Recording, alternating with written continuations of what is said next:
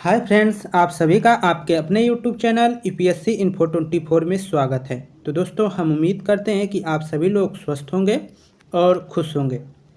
Friends, ये जो video है ये पीजीटी नागरिक शास्त्र का भाग 84 है। तो अगर आप टीजीटी, पीजीटी, एलटी ग्रेड और जीआईसी की तैयारी कर रहे हैं तो ये वीडियो आपके लिए है। स्टार्ट करते हैं आज का पहला नंबर क्वेश्चन है फ्रेंड्स, निम्नलिखित में से किसने नीति निर्देशक तत्वों को ऐसा चेक बताया है जिसका भुगतान बैंक की सुविधा पर निर्भर करता है। ऑप्शन 1 है ए के अय्यर, ऑप्शन 2 है हृदय नारायण कुजलू, ऑप्शन 3 है एच बी कामत, ऑप्शन 4 है के टी शाह। तो आंसर जो हो जाएगा 4 सही हो जाएगा, के टी शाह। व्याख्या देखते हैं।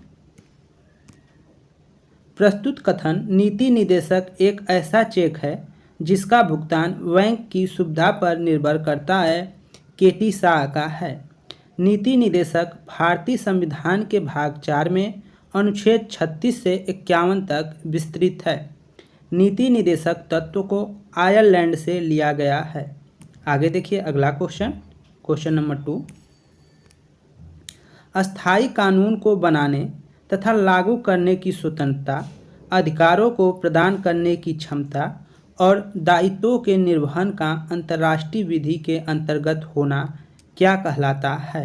ऑप्शन 1 है संप्रभुता कहलाता है, ऑप्शन 2 है सत्ता कहलाता है, ऑप्शन 3 है वैधता कहलाता है, ऑप्शन 4 है राज्य कहलाता है। तो आंसर जो हो जाएगा 4 हो जाएगा, राज्य कहलाता है। व्याख्या देखते हैं। स्थानीय कानूनों को बनाने तथा लागू करने की स्वतंत्रता, अधिकारों को प्रदान करने की क्षमता और दायित्वों के निर्वहन को अंतर्राष्ट्रीय विधि के अंतर्गत होना राज्य को इंगित करता है, जबकि अन्य इससे भिन्न हैं। आगे देखिए 3 नंबर क्वेश्चन। निम्नलिखित में से किस विचारक के अनुसार समानता अप्राकृतिक अवांछनीय धारणा है। निम्नलिखित में से किस विचारक के अनुसार समानता अप्राकृतिक और अवांछनीय धारणा है। ऑप्शन 1 है सुकरात, 2 है प्लेटो, 3 है अरस्तु, 4 है उपयुक्त में से कोई नहीं। तो आंसर जो हो जाएगा 3 सही हो जाएगा, अरस्तु। अगला क्वेश्चन देखते हैं, व्याख्या देख लेते हैं। अरस्तु के अनुसार समानता अप्राकृतिक एवं अवांछनीय धारणा है। वह पुरुषों में समान को प्रकृति का नियम बताता है और कहता है कि कुछ व्यक्ति शासक के रूप में जन्म लेते हैं तथा कुछ शासित के रूप में। अरस्तु के अनुसार दास प्रथा की प्राकृतिक प्रदत्त है। यह प्राकृतिक नियम हमें सर्वत्र दृष्टिगोचर होता है कि उत्कृष्ट निकृष्ट पर शासन करता है, मतलब जो उच्च होता है वो निम्न पे शासन करता है। ऐसा अरस्तु का कथन है कि ये हर जगह प्राकृतिक नियम दिखाई देता है। आगे क्वेश्चन 4। श्रमिकों की तानाशाही के सिद्धांत को किसने सुपरिष्कृत किया है। ऑप्शन 1 है कार्ल मार्क्स ने दास कैपिटल में, ऑप्शन 2 है कार्ल मार्क्स एवं एंगल्स ने कम्युनिस्ट मैनिफेस्टो में, एंजल्स ने origins of family private property and state में, ऑप्शन 4 है लेनिन ने स्टेट एंड द रिवॉल्यूशन में। तो किसने कहा है, तो ये आंसर हो जाएगा 4 में ये कहा गया है, लेनिन ने कहा है स्टेट एंड द रिवॉल्यूशन में। व्याख्या देख लेते हैं। श्रमिकों की तानाशाही के सिद्धांत का प्रतिपादन लेनिन ने स्टेट एंड रिवॉल्यूशन में किया है। श्रमिकों की तानाशाही से तात्पर्य ऐसी व्यवस्था से है जिसमें राजनीतिक शक्ति सर्वहारा के हाथों में होता है, अर्थात श्रमिक वर्ग के हाथों में होता है। अगला क्वेश्चन 5 नंबर। समाजवाद निम्न का प्रतिपादन करते हैं। समाजवाद निम्न का प्रतिपादन करते हैं, कोई आर्थिक नियोजन न हो, बहुराष्ट्रीय संस्थाओं द्वारा आर्थिक नियोजन, व्यक्तियों द्वारा आर्थिक नियोजन हो, राज्य के द्वारा नियोजन हो। तो आंसर जो हो जाएगा 4, राज्य के द्वारा नियोजन हो। व्याख्या देख लेते हैं। समाजवाद एक ऐसी विचारधारा एवं सिद्धांत है जो समतामूल समाज व राज्य की स्थापना पर बल देता है, अर्थात वह राज्य के द्वारा नियोजन को प्रतिपादित करता है जिसके अनुसार प्रत्येक व्यक्ति को समानता का अधिकार है तथा किसी भी व्यक्ति के साथ आर्थिक भेदभाव नहीं किया जाएगा। ऐसा समाजवाद का कथन है या उससे तात्पर्य है समाजवाद से। आगे है 6 का, दंड का प्रतीकात्मक सिद्धांत आधारित है। दंड का प्रतिकारात्मक सिद्धांत आधारित है बदले के सिद्धांत पर, निवारक दंड के सिद्धांत पर, अपराधी को सुधारने के सिद्धांत पर, प्रेम के सिद्धांत पर। तो जो 6 का आंसर हो जाएगा ए, बदले के सिद्धांत पे। नंबर 1 सही हो जाएगा, बदले के सिद्धांत पर। व्याख्या देखते हैं। दंड का प्रतीकात्मक सिद्धांत बदले के सिद्धांत पर आधारित है जिसका उद्देश्य अपराधी से उसके अपराध का प्रतिशोध या बदला लेना है, जैसे आँख के बदले आँख और दांत के बदले दांत की अवधारणा है। आगे देखिए 7 नंबर क्वेश्चन, सामाजिक न्याय से तात्पर्य है। सामाजिक न्याय से क्या तात्पर्य है ये बताना है।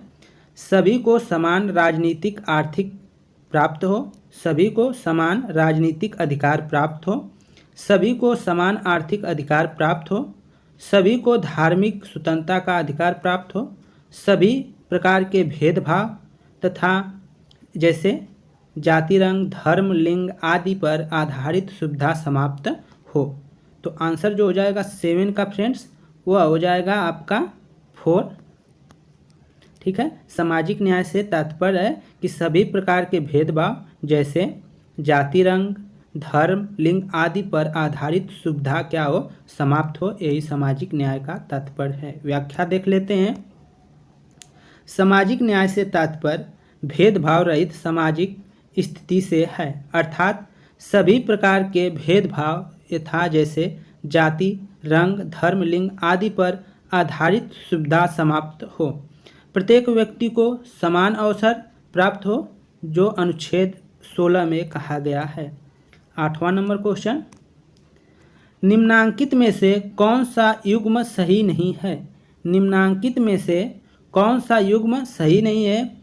अभिजात्य सिद्धांत जिसको प्लेटो ने दिया है, दूसरा है अनुरागवादी सिद्धांत जिसको बर्क ने दिया है, और तीसरा है उदारवादी सिद्धांत जिसको प्लेटो ने दिया है, और समाजवादी प्रसविदा सिद्धांत जिसको रूसो ने दिया है। तो कौन सा सही सुमेलित नहीं है ये आपको बताना है। तो इसका आंसर हो जाएगा 3।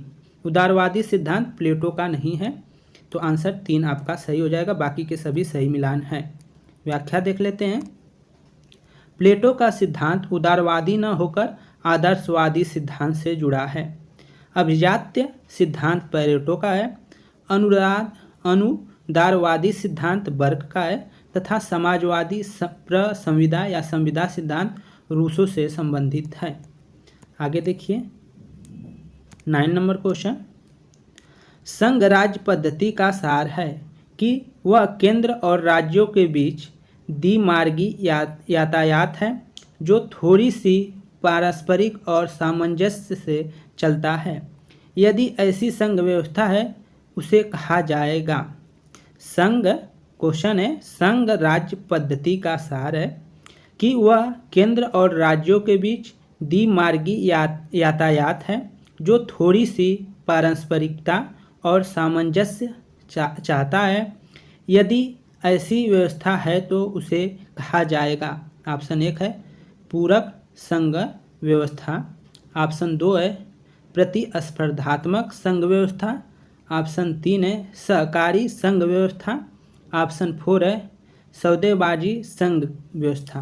तो आंसर जो हो जाएगा 3 सही हो जाएगा, सहकारी संघ व्यवस्था। आगे देखिए व्याख्या।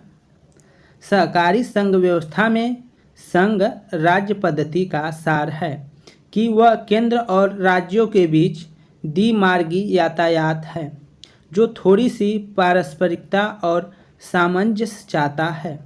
इसके माध्यम से राष्ट्रीय प्रांतीय व स्थानीय सरकारें सामूहिक समस्याओं का समाधान निकालने के लिए एक दूसरे के साथ मिलकर अंतःक्रिया करती हैं। आगे देखिए 10वां नंबर क्वेश्चन, भारतीय संविधान के भाग 3 में दिए गए मूल अधिकारों के विषय में एक महत्वपूर्ण तथ्य यह है कि संसद उनमें समानता संशोधन नहीं कर सकती। वे निरपेक्ष एवं अमर्यादित है। वे केवल नागरिकों के लिए है। वे राज्य के नीति निदेशक तत्वों के पूर्तिया समान है। तो आंसर जो हो जाएगा दोस्तों वो पहला सही हो जाएगा। संसद उनमें समानता संशोधन नहीं कर सकती है। भारतीय संविधान के भाग 3 दिए गए मूल अधिकारों के विषय में एक महत्वपूर्ण तथ्य यह है कि संसद उनमें समानता संशोधन नहीं कर सकती। व्याख्या देख लेते हैं। भारतीय संविधान के भाग 3 में अनुच्छेद 12 से 35 में मूल अधिकार निहित है। संसद उनमें समानता संशोधन नहीं कर सकती। इसका स्पष्टीकरण केशवानंद भारतीय मामला 1973 में मिलता है। अनुच्छेद 368 जो संसद को संविधान में संशोधन करने की शक्ति प्रदान करता है के तहत संविधान की आधारभूत संरचना में बदलाव नहीं किया जा सकता। तो फ्रेंड्स ये थे टोटल 10 क्वेश्चन। उम्मीद करता हूँ कि आप लोगों को पसंद आई होगी। अगर वीडियो पसंद आई है तो वीडियो को प्लीज़ लाइक कर दें और चैनल पे नए हैं तो प्लीज़ चैनल को ज़रूर सब्सक्राइब कर लें। तो दोस्तों धन्यवाद, नमस्कार।